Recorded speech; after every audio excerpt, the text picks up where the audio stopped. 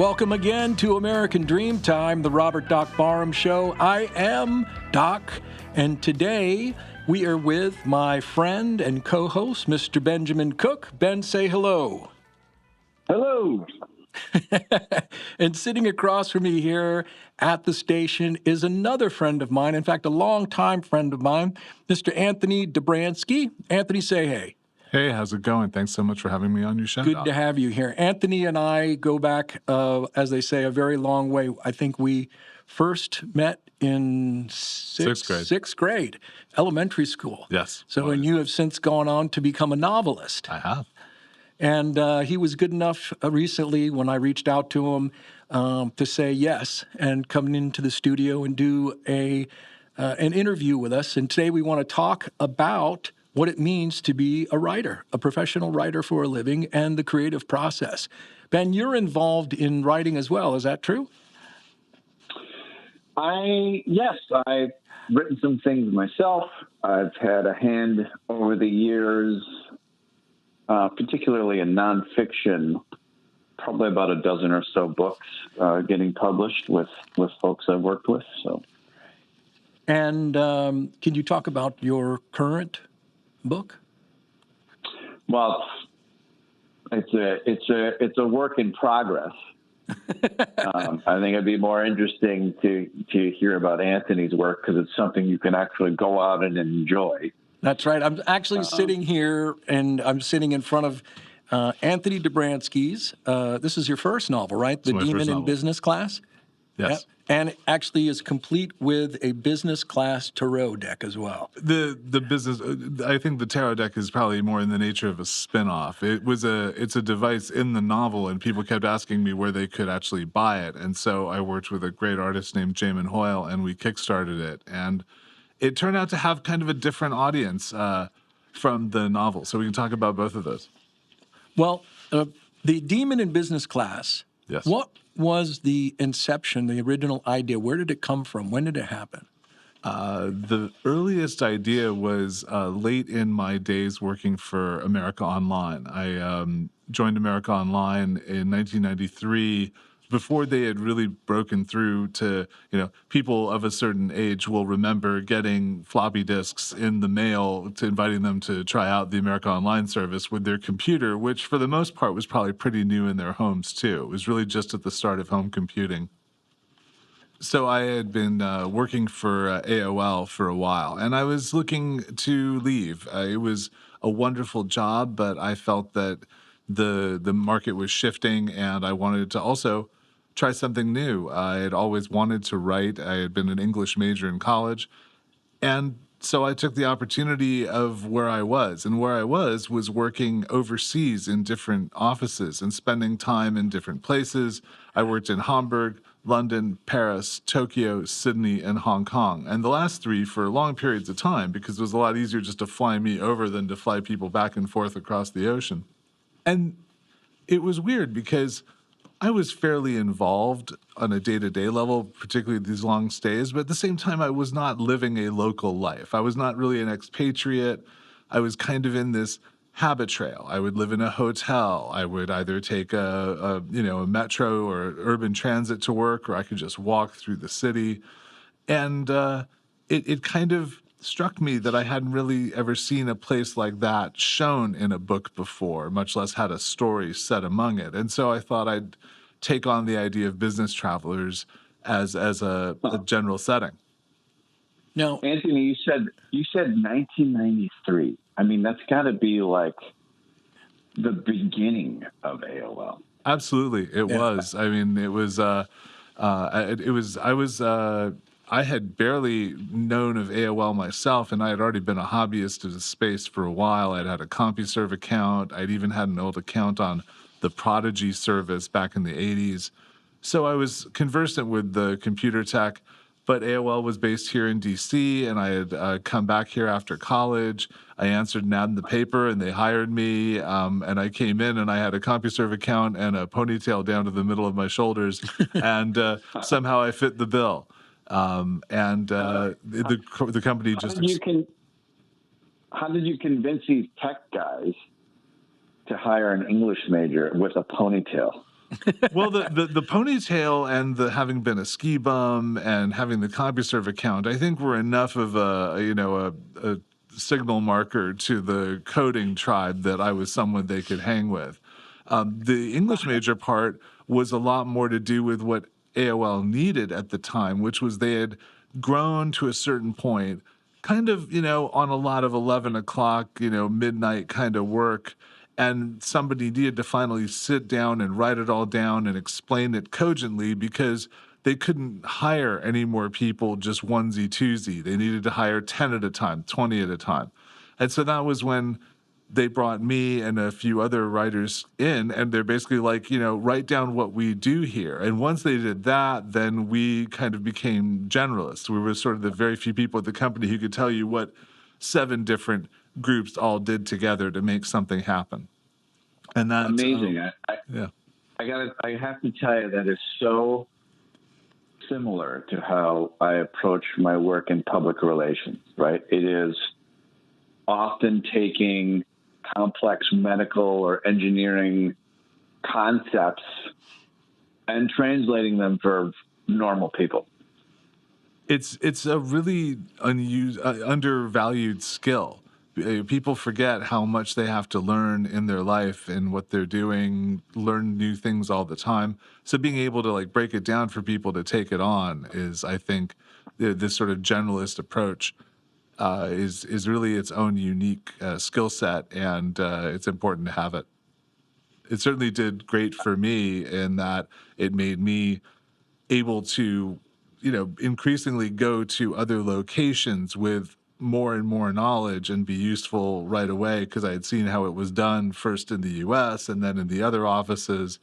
So being able to translate all that and dump it on the local staff, I think made me quite useful, and it gave me a really exciting career. Amazing. Now, how long did that take for you to write the novel? Oh, man. So when I left AOL, I thought that I could just sort of sit in my basement and bang it out.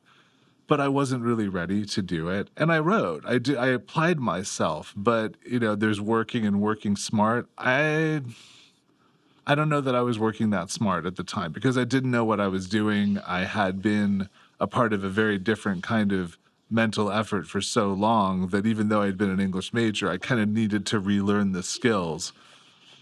So I wrote about 400 pages, and that was over about 3 years. And then finally, I threw them out. You actually really threw? I might be able All to dig up the pages somewhere stored on a hard drive. I don't ever actually really throw anything, but I've not looked at them since I abandoned them. Wow. I still had the story in mind, and I think that a lot of those 400 pages, the best thing about them was they gave me some kind of sense of the story that I was trying to tell and the character engagement. And so I just went back, and I went back to the first voice, the voice that had kind of drawn me into the book, which is the main female character. Demon alternates between 2 characters who have a sort of a fraught emotional affair across their different meetings as rivals. And I started with her voice. Her name is Zarabeth. I started with her voice and just tried to tell the same story again, but the way that she would have when she was talking to a pal, someone she could be unguarded with, maybe after a glass or 2 of wine. And then when I had that voice, then I could proceed again. But even after that, it took a few years because I wrote a really huge draft, like 200,000 words. That's like, end stage J.K. Rowling kind of length, right? And so that's an interesting thing because if you look at those Harry Potter books, right, the first book is pretty short, and then they kind of gradually get longer and longer and longer. Yeah, this one started out really long, and then I just whittled it down. I cut it probably, almost halfway, like 45%. It went from 220,000 words to about 130. 130 is on the longer side, but it's certainly within the acceptable bounds of particularly fantasy fiction. And so starting, I just kept cutting out and making it leaner. I even would use mechanical tools. Like I would spreadsheet the number of words in each chapter, and I'd say each chapter has to contribute this amount of percentage or more. and this many words have to go. And it helped me it even helped me go through my style, because I think that even after working with a setting of business characters, I think that I was still a little talky. Business people are not terribly talky. They're used to bullet points, PowerPoints. They need to get it done quick, or at least that was a really attractive rhythm to get the writing into. So going through that and leaning it up and making it as quick and catchy as possible, I think it really helped me kind of evoke the attitude and the mood of being in business. Even if you're traveling around the world, it's kind of like you're always in business. A good example of the effect is kind of like the name of the rose. All these people come from different monasteries and they wind up in a monastery, but they're all kind of monastery people, and it has that feel to it. I wanted it to have that business feel to it, even down to the level of the language. Capture the world. Yeah. Now, a lot of people aren't familiar with that. I've had plenty of experience with companies I've worked with living a life that you've described, right? Like airport to airport, hotel to hotel. Back then it was probably a lot of taxi cabs. Now it's all Ubers. Mm-hmm. Absolutely. And living out of a suitcase. And it's like, well, I've got a week worth of meetings and I've got maybe 2 suits. I was slightly longer than that. I would be there a few months, but I definitely would be part of the team that would be welcoming all the non-locals who were coming in. and it was good too, because I got to be a bit of a cultural translator. I remember meetings where, it was clear that the two sides were not getting it. And I was like, hey, they mean this. And that helped a lot. Yeah. I remember for myself and doing stand-up comedy on the road and traveling all over that I was in Haight-Ashbury at my place, and I realized one evening when I looked across the room and I saw my open suitcase, I realized that I had an open suitcase at that point filled with stuff for the road, clothing and toiletries and things like that, for 10 years straight. Wow. 10 solid years that it had always been sitting there in the corner. It had never been unpacked and put in the closet or anything like that. So it's interesting that you mentioned that. When you if I could switch back to something for just a moment. Sure. The 400-page draft, can you tell us about how that informed the second draft when you took on the female character's perspective? Skeletally, I guess. It was a foundation, at least of story, that I had to work from. I knew at the very least, that this character was definitely someone who liked to run with scissors. I knew personality traits. I also knew that they were angry, and that they had some ways that they could channel this and other ways where it would just pop out. So these kind of beginnings gave me something that I could hold on to and at least try to come up with a voice, more the way an actor would, to tell their story. And that really helped ground me in the story that I wanted to tell. And I think I had lost track of it in those first 400 pages that I threw out. I think I had spent so much time trying to figure out what was going on that I wasn't really paying too much attention to the characters who were making it go on. And being able to step back, I think, was really what came out of that. So when you completed the work, what was that like? You mean when I felt that I could finally send it to people? Gosh. Yeah. It was... I was, of course, glad to have completed the work. At the same time, it is a very humbling process to try to get published in the modern publishing industry. It has grown so complex, so varied. Of course, it has a lot of commercial dimensions. These publishers do want to make money. I do think that they make money and they still manage to also publish very good work. But a lot of them have been bought by even larger corporations who have very different ideas of what the cultural product is meant to do.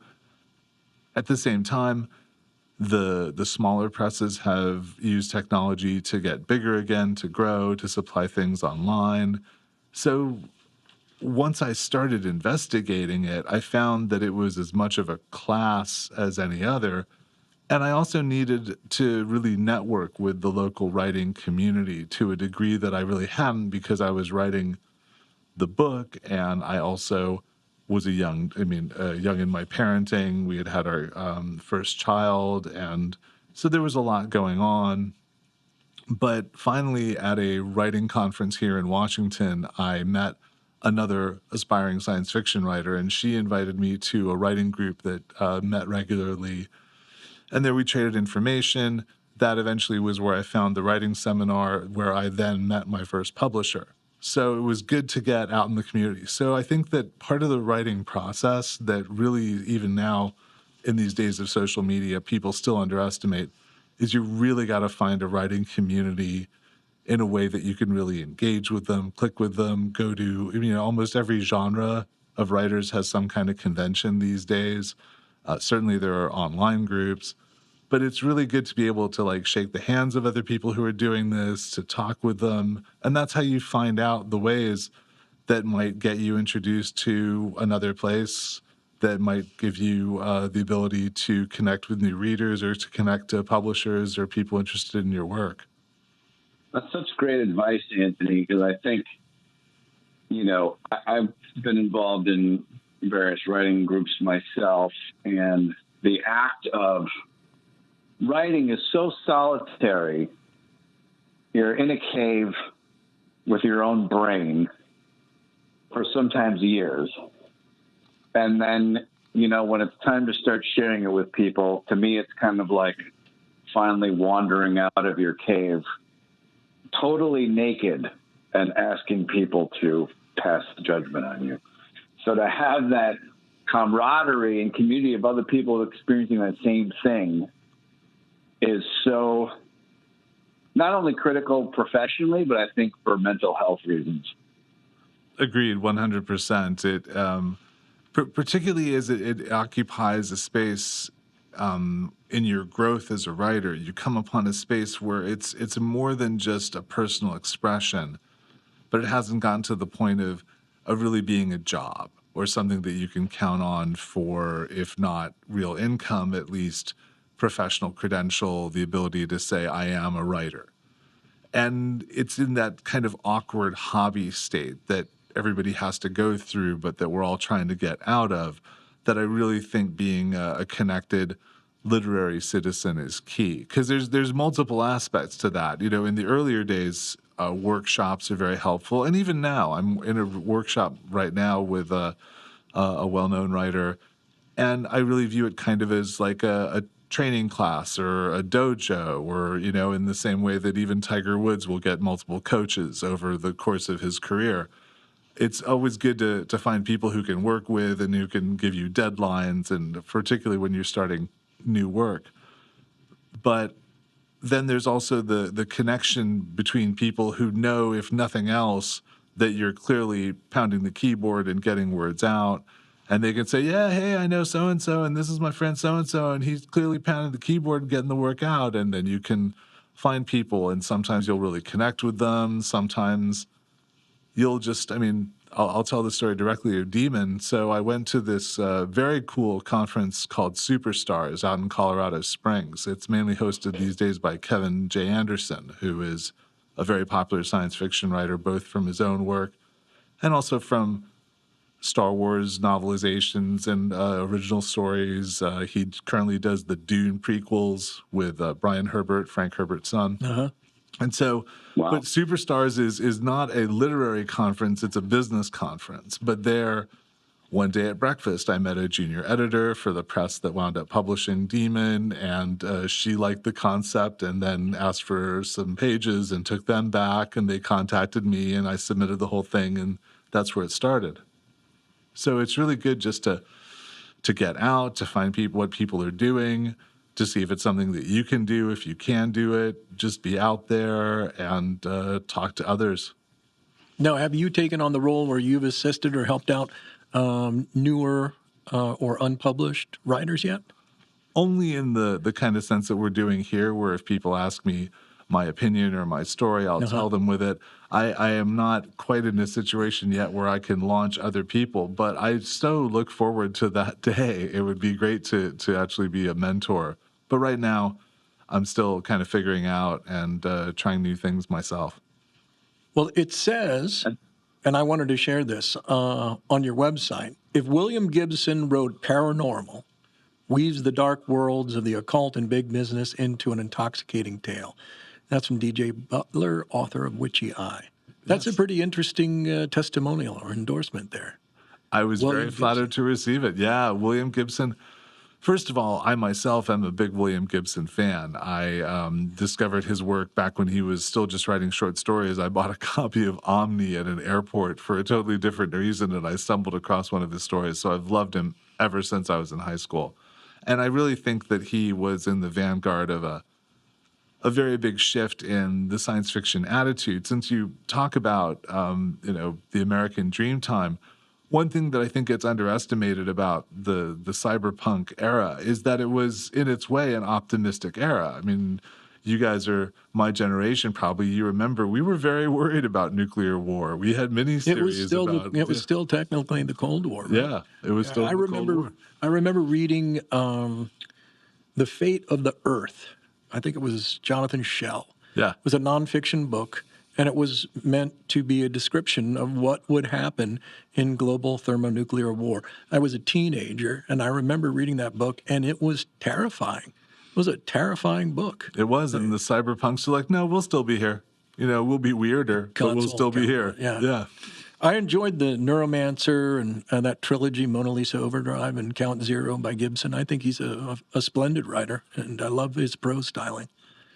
He's really that's the distinctive thing about Gibson. I mean, he's very good at imagining the future and taking the things we have and extrapolating forward. I mean, just in the whole science fiction pantheon, there are very few people who are as good as him. Maybe Larry Niven, and maybe Asimov. People who really thought about what we'd have in the future and what it would look like. Gibson is great at that, but also his style. He writes really well. He sounds good. For me personally, if I read something out loud and it sounds good, then I know that I've come upon a good writer. Sometimes I've been reading stuff, I'm like, is this good or not? And I'll read it out loud. I'm like, okay, it is good, because it can. I very much am a fan of how it sounds, and Gibson sounds beautiful out loud. Just the opening to Count Zero, the second Gibson book. They put a slam hound on Turner's trail in New Delhi, slotted to his pheromones and the color of his hair. It's just such a lovely first line, So that's he writes so well. So yeah, to have Dave Butler review me like that and compare me to Gibson, I did not feed him that line. I wish I had. Because I wish I'd been smart enough. But he just said, "Yeah, I'm reviewing your book," and said this. I'm like, "Yeah." Well, now you just mentioned about how it sounds spoken, right? Now, most books are obviously meant to be read, not aloud per se, but you can, obviously. But typically, when I read a book, I don't read it out loud. And when I read a book, I don't usually, I can't think of the term at the moment, but it's subvocalize. Right. I don't usually subvocalize where I'm reading, self-talking as I'm reading the book. I usually am reading the words, and I don't have that. But I agree with you that if you can take it off the page and speak it, myself coming from school in theater and having been a performer, a speaker, and stand-up comedian, it's really something to bring something off the page and speak it and have it sound like you're talking about William Gibson's prose. Sounds like that. It's poetic. It's lyrical in many ways, and yet you don't necessarily expect that from a lot of science fiction writers. No, you don't. And so I think it's special. Are there other authors whose work that you enjoy in that same way? If we start in science fiction, Gibson, I think, is unusually pyrotechnic. But no, there are many lovely writers in science fiction in very different ways. I mean, there's a beautiful kind of Raymond Carvery plain-spokenness to Philip K. Dick, especially when his work tends to get highly imaginative, but he's very calm in how he layers down each layer of crazy. And it's Ursula Le Guin, I think, is a lovely writer, very observant, and she really experimented with a lot of different literary forms in addition to the Hain books, both the fantasy for for young adult readers, and for the other books like The Dispossessed and The Left Hand of Darkness, which all kind of have this multi-planetary background to them all. But she also did folktale work. She translated the I Ching. She was very deeply interested in literary forms and had a real scholarly breadth to her work. Ben, do you have some authors that you like that have that quality to them as well? Well, yeah. I mean, I tend to bounce between sort of genre. As we're discussing here, I'm typically always got a nonfiction book going at the same time, and philosophy or tech or sort of prescriptive business books. I've really enjoyed in the last few years Martha Wells' Murderbot. Murderbot's amazing. So much fun. Very looking forward to the series coming very soon, actually. I'm very curious because it's so dependent on Murderbot's own voice that to make it, third person representation, I think is going to be a very interesting challenge for them. There's so much, and another part I haven't revealed on this show yet, actually, is I produced a feature film. God willing, will be available for viewing in the coming months. That's amazing. Translating for the screen something like Murderbot, which is so sort of intuitive in how it presents things like, the sec unit who's the titular Murderbot penetrating security systems and other bots and stuff is so... I'm very curious to see how they visualize that, because I thought that was such a neat way how she articulated that aspect of her storytelling, which is pretty much in every one. One of my proud moments in sort of fantasy casting was in reading a Project Hail Mary by Andy Weir. A buddy of mine had gifted it to me right when it came out. I was like, oh, this is great. Enjoyed The Martian tremendously. And I'm like, oh, I'm reading this. The whole time I'm picturing one guy, Ryan Gosling, as the teacher / reluctant astronaut. And lo and behold, that's who they cast for the movie that's coming out. Hi, I'm Ben Cooke, founder of Ben Cooke Communications. And we are listening to American Dreamtime, the Robert Doc Barham Show. I'm also the co-host. Thanks for listening, and be sure to tell your friends to listen too. All this stuff, you can't help but mention Philip K. Dick, right? Mm-hmm. Sort of up there on the Mount Rushmore of sci-fi. I wanted to get back a little bit and film this timeline, because I think with this show, we've certainly had a lot of guests who are writers, and everyone, a lot of people that I know fantasize about writing sort of the great American novel, right? You had this 3-year period of a stack of words that you threw in the garbage, and then you redid it. Give us, I need the picture of the entire timeline from I'm going to try this to you can buy my book now. What was that time period? So in duration.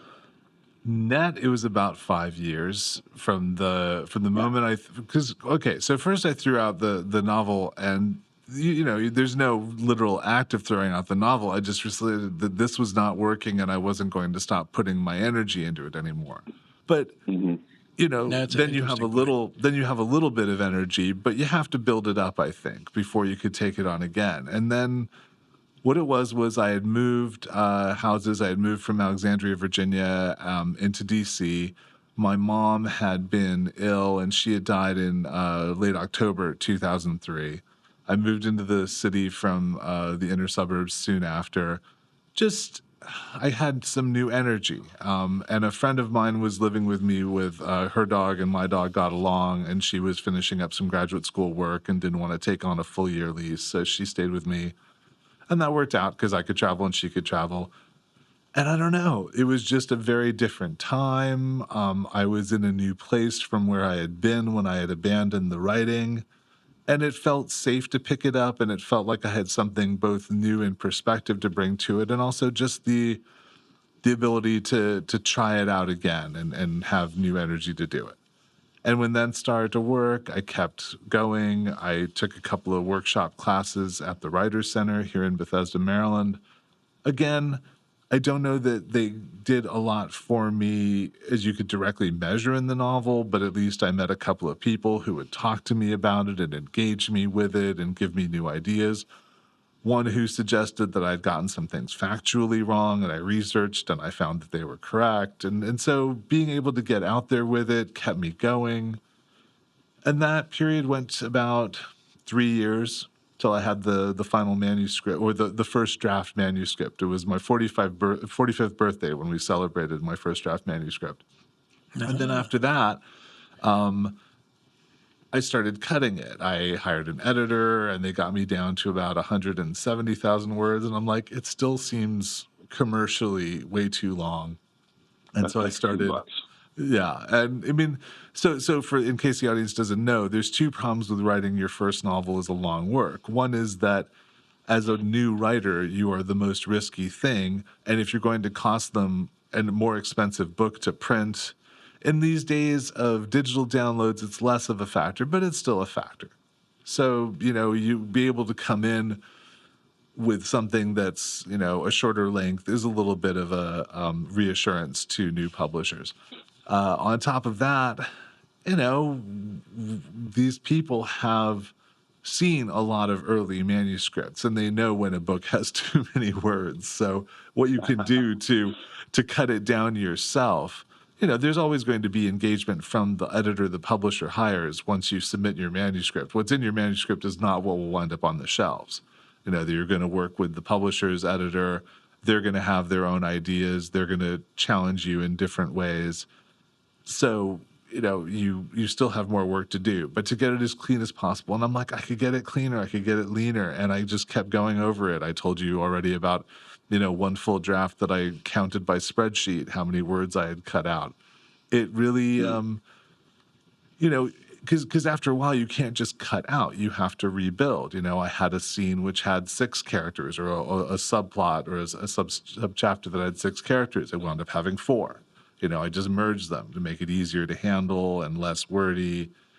And it still got the point across. There was, people get really hung up on their own writing, like each little bit of it has to be treated perfectly. And honestly, you have to say to yourself, there is no one sentence in my novel that is more important than the whole novel getting to its audience. Well, isn't that Right. who said in the Kill All Your Darlings? Hemingway. That was Hemingway. Was it Hemingway or Yeah. Faulkner? I was under the impression it was Hemingway, but somebody should get one or the other. a search engine Kill and All Your figure it out. Darlings, yeah. And yeah, in a large part, it's good advice, because sometimes something that will tickle you pink will throw every other reader out of the scene, even if it's a marvelous turn of phrase. That's the tricky thing about being a good stylist. We were talking about that earlier. People like Gibson, people like, I hope, me. You have to be careful that you're not showy. You can be elegant, you can be ideally beautiful, but if that still doesn't serve the whole experience of being in the novel, once in a while you can get a standout line like that. But mostly you're not about bringing down the house with every line. You're trying to create a whole mood, a whole expression over time. And a flow. A flow. That's a good way. That was Faulkner, by the way. Oh, there we go. See what I know. Don't have me on again. No, he got it wrong. There's so much to know out there in the literary world. It's like, and who needs to know anything anymore when we've got a science fiction device in our pocket that spies on us all day and gives us anything we want. It is a very strange world that we have built for ourselves, trying to describe the conditions that limit our existences and frame it and channel them to somebody from even 200 years from now is really a wild thing. My second novel, the one that I'm marketing currently, trying to find a publisher for, it's set 500 years in the future. And if you imagine, that's, the equivalent of someone not long after Shakespeare's day writing a novel about my life. It's a huge leap in time. So much has happened, which gives you a lot of creative freedom. But you also have to make sure that you don't sound like, someone teleported into the future who's just making up stuff. You really need to feel like the characters belong where they are. It's the same issue that historical writers do. The past is very different, so will be the future. So the new novel, Mm-hmm. And I want to make sure that's called The White Lake. The White Lake. Well, that's the working title. Titles are finally at the discretion of a publisher, so we'll see what it comes from. What alternate title I've been dancing around with is Skate the White Lake, because maybe even with an exclamation point, because that's what its primary activity is. The White Lake is very different from Demon. Demon is a fantasy set in the 21st century, and so its speculative element is the fantasy element that the two characters are both able to access. The White Lake is a science fiction novel. It's set in 500 years in the future, which has kind of reverted to a great power 18th or 19th century global political sphere, but it's particularly set in the ruins of a city, Budapest, that was victimized by a weapon in the previous war and has left behind a toxic waste that endlessly makes diamonds.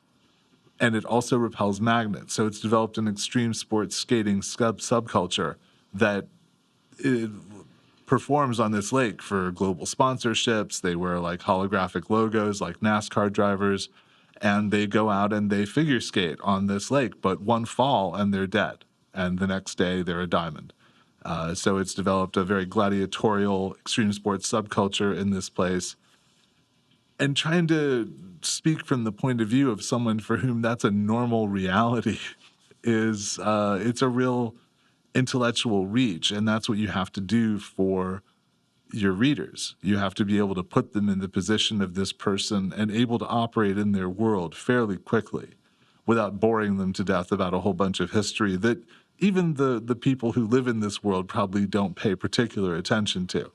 I could tell you what I have to do today, but I'm not sure I could give you a précis of how the last 20 years of changes in American political life have affected me in this space that people try to do that in novels. You really have to, I think, kind of get people into the character and work forward from that, even if the character comes from a very different place and themselves can carry very different attitudes. Well, no, that's the real challenge with sci-fi, I find, is exactly what you've described, right? I have an idea as a writer of how people will behave and what they will believe, but it has to translate to an audience today. And I think going back to the beginning of our conversation, you seem to be particularly well suited for that type of delivery in sort of translating. Well, that's lovely of you to say, because I think that it really is part of my deal as a writer and as an artist. It's the ability to reach across different cultures, just to be able to understand why they look at the world the way they do, what they get out of it, what's interesting about it. So being able to, go and work in other places, both in the real world and in fiction, I think it's an essential skill. I think it's something that I love doing. And so it's very great to hear you bring it up like that. Thank you. Well, I'm always looking for the bio, right? And I work with clients all the time. They're like, oh, what I did before doesn't matter. And I'll be like, it totally matters. And it's the reason you're here speaking to me right now. Well, because it's all relevant. All that experience is relevant. I've had people tell me that certain things don't matter, and this is not off topic at all. I think it's right on topic. I've had people tell me, well, like your experience and this particular area in sports, or your experience in this particular area in stand-up comedy, or as a professional coach, these are not particularly relevant. And to me, I think that is not particularly helpful advice, because wherever you can draw from is wherever you can draw from. And a hallmark of intelligence, in my opinion, is the ability to be able to map it across, to translate it from one domain to another. I certainly know that that's something that's discussed in depth in neurolinguistic programming, is being able to draw from your previous life experience as much as possible. In my case, like we were talking about character and characterization, I know that portraying different characters on stage was something that originally I did all the way back as a child. I remember watching, and did you ever do that, portraying characters and those sorts of things as a child? I think certainly in imaginative play, we've all done that. I remember on schoolyards, being assigning ourselves different roles on Star Trek and running around and doing things. So I think that there's always an element of acting, of wanting to be, that children developed as part of their natural growth. So who were you on Star Trek? As often as I could be, I was Mr. Spock. I could Really? Yeah. Oh, you yeah. were Mr. Spock? Yeah, very much so. Oh, I admired Spock tremendously. Spock was my first role model. I have no problem saying that. Well, I mean, okay. I was a child of immigrants. Spock was half Vulcan, half human. I was definitely a brainy and intellectual boy, but I was also tall kid, so I was out there in a way, you couldn't not see me, and I had to kind of surf that and figure out how to be that way in the world. And yeah, Spock meant a lot to me. Well, if you go into Pon Far here in the studio, please let me know. I don't think there's any worry about that. I am, I think we're fine. But no, it was just the idea of a show that had that many brainy things in it, and somebody who was taking the lead on that really helped a lot for me as a kid. I see.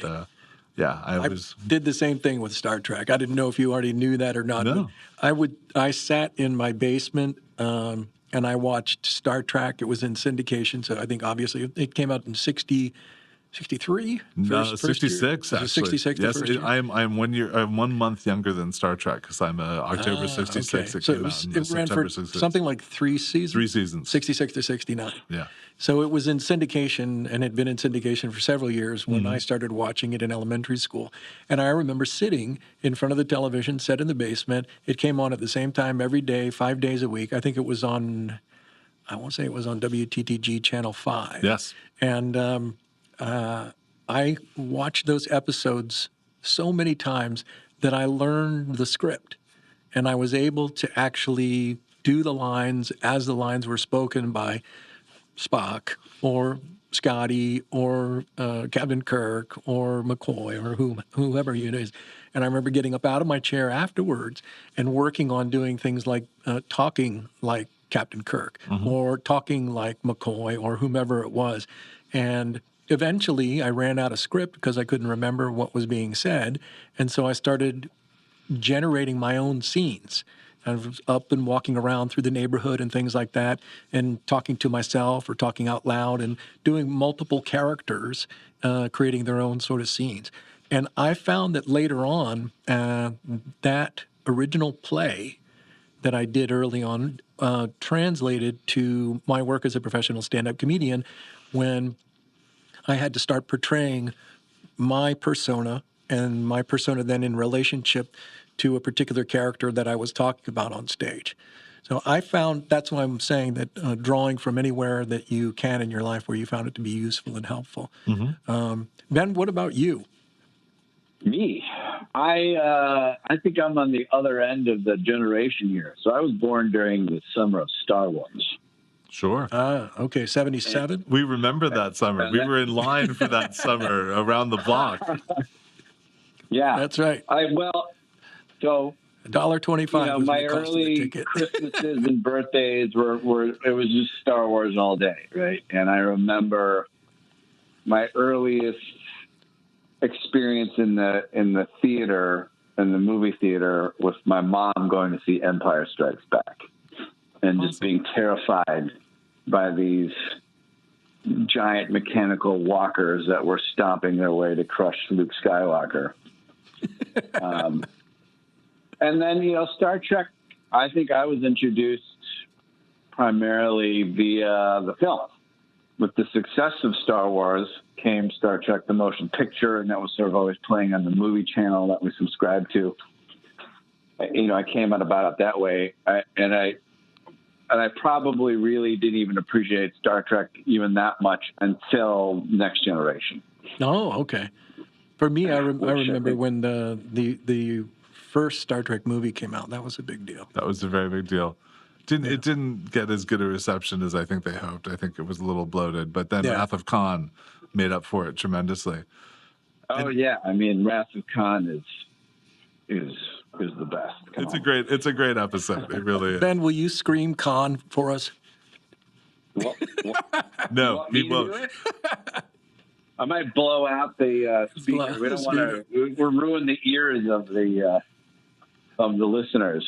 Okay. Before we run out of time, if I could dial back, I apologize. It just derails the path of our conversation. I think it's time to move on. I think you're right.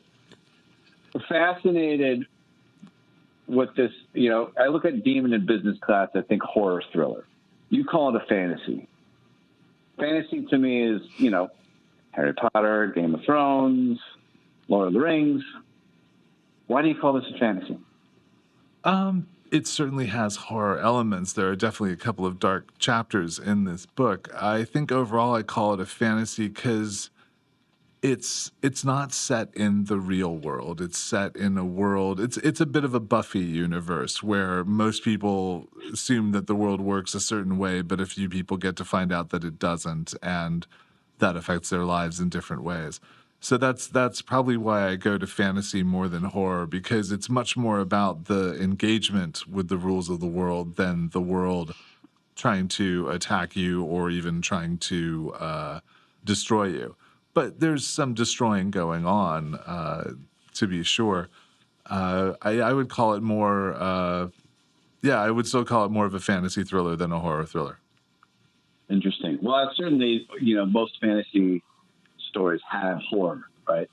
There's monsters, there's death, but there's horror. I think moments. See, the terms shift over time. What I would call horror, what you would call horror, isn't exactly what H.P. Lovecraft would call horror. Yeah. I think that the difference finally is that in horror, you're really looking to confront fear. In horror, you're really looking to engage with that part of you that is scared, that likes to be scared, that doesn't like to be scared, but wants to test yourself against it.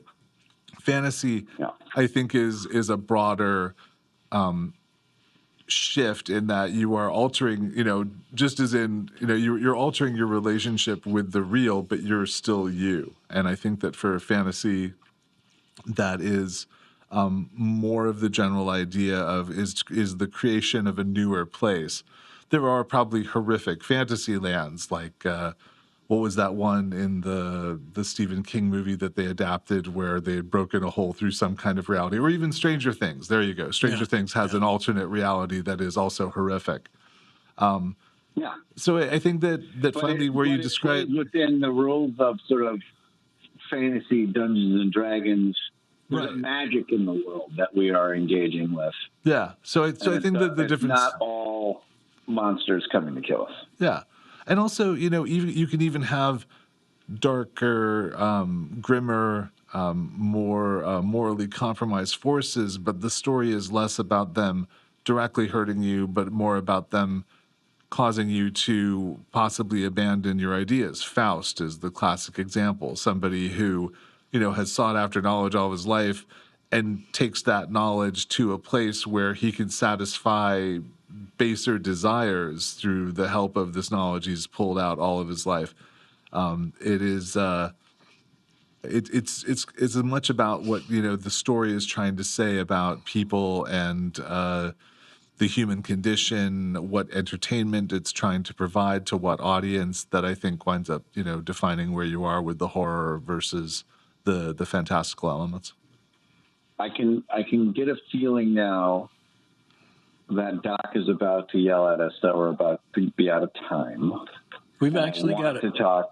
We've got a little bit of time, Ben. You're all right. Oh, okay, great. What is time anyway? It's a flat circle. The next book, The White Lake. What do you feel like the timeline is for this? You mean when is it going to come out and what that whole process would be like? I have a third book that I want to write, so I really want The White Lake to get out the door and start announcing me back to the world.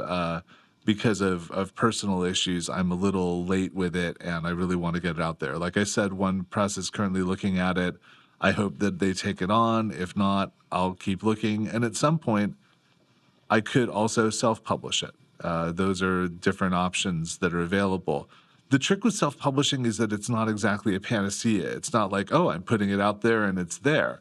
Either way, these days, whether you're going to get picked up by a smaller press, even if you're going to get picked up by a larger press, or if you're self-publishing, there's so much more promotional effort that is put on the writer. The days where they print this many copies and send you out to a few towns to do readings, they're not over, but they're rarer. And I think that for a lot of writers in their younger careers, it's a bit more like the life of musicians or probably of stand-up comics that, you go on the road on your own and you build up an audience and you get attention for yourself. For a while, that road was social media. I don't think that road is going to be as much social media anymore. If you already have a book out, you can sell your Substack. If you don't have a book out, then maybe the Substack isn't the right way to do it. Maybe you're reaching out to venues like this one, where you're talking to people who have an audience that is engaged in the questions that you want to discuss. Finding your audience and figuring out how to approach them is key, no matter where, wind up The White Lake getting published by, because that's what's going to get it to other people's attention. That's what's going to spark an interest. That's what's going to sell it. And being able to then take it forward to the next book and the next is how we're doing this in this day and age. You might get a bigger institution behind you to lend more support. You might have to do more of this yourself. I mean, there's a reason that most working novelists still have other jobs, a lot of them as academics, a lot of them as, MFA program teachers, or in other fields related to writing, do ghostwriting or other issues like that. You have to pay your bills, you have to, keep your life going. And if you're lucky, your fiction writing gets to be a large contributor to that. But if not, you can still be lucky enough to be a fiction writer and just find other ways of getting the bills paid. But you have to get out with your work and get it to your audience. Which is probably disheartening to some writers who like the keyboard and the dark part of it more. My usual response to that is to say, at least we don't live in the days where you have to spend your last few ducats buying drinks for the third son of a duke, hoping that you can dedicate your book of poetry to him. I remember those days. It wasn't that long ago that, cultural power was absurdly centralized. People kind of were like, oh, what about the days when, it came out of New York and you knew it was good? It's like, well, that was really hard for all the people who didn't qualify for New York's particular standards. And it was even rougher before, So you have to turn around and say there has never been a better time to get new stuff out to people. Let's take game lit as an example, since just to stay in the science fiction fantasy adjacent genre. It's only in the last few years that game lit has gone from a couple of tie-in novelizations around Halo or other popular works to people coming up with game lit just as an inspiration and writing whole series that are being published, by bigger publishers that themselves are getting bigger because of Gamelit, where people put themselves into gaming worlds and have adventures that are modeled that way as opposed to fantasy or sci-fi. There's a lot of foodie romantasy. 10 years ago, if romantasy, if I was coming out with Demon now, I might be wondering, can I lean this toward romantasy because it's got a central doomed romance and it's got some characters? Maybe not, maybe, but at least it would be adjacent. Would have been a lot easier than trying to market it in the days when Harry Potter was still ascendant, which is what I wound up having to do when it first came out. So these cultural trends shift a lot, and there's more of them. So I continue to be optimistic, and I continue to try myself to not get discouraged, to say, look, there is an audience out there that wants to read my book. They're weird. There's somehow this weird subset of Cure fans and Economist readers, but they're there, and they like my stuff, and I need to just find out where they're hanging out and talk to them. Well, with that said, we've been talking almost up to the limit. Okay. We're just about there. Just about there. Yeah, we've got just a minute or two before we're going to have to wrap up. And what I would like to say is, number one, thank you for being here today. Oh, it's been delightful. Thank you so much for talking to me about and my number work. two, I hope that you'll come back again and we can talk more about the White Lake and your next novel as well. I look forward to that. That would be wonderful. And if we want to get a hold of you, meaning we, like we said, we the people, if anybody who has been listening today would like to get a hold of you, reach out to you, contact you, or your work, how can they do that best? To find me and what's going on with me at the moment, my website, anthonydobranski.com. That's ANTHONYDOBRANSKI.com is where anything that's happening will be posted, including links to this show once it broadcasts. Other than that, my tarot deck, which we didn't get a chance to talk about at all, but I also published a tarot deck, and that's at businessclasstarot.com. It's currently selling on Etsy, if you know that marketplace. And those are probably the simplest ways to find me. I'm getting back to social media, and I usually use the handle at Dobranski Author, so you can find me there too. Anthony Dobranski, thank you very much. Ben Cooke, say goodnight. Good night, everybody. Great to meet you, Ben. All right, a lot of fun all around. I'm Robert Doc Barham, and this is another episode of American Dreamtime. Thanks for tuning in, and we'll see you all next week.